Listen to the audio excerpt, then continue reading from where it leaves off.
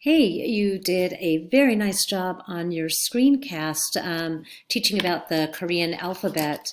You really captured my attention because you used the visuals so nicely, and your voice was very clear and very understandable. And I have learned that it's actually even harder than I thought to learn the Korean alphabet.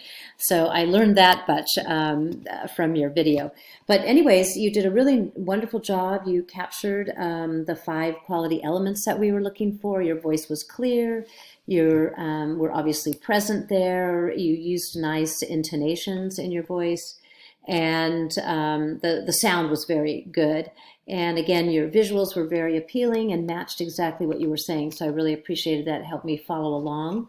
Um, you didn't use yourself in the video as I am here, but that's okay.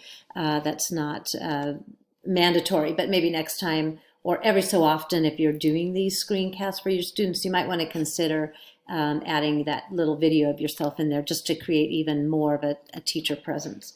But otherwise, you did a really nice job, and I hope you're able to use this with your students. Thank you.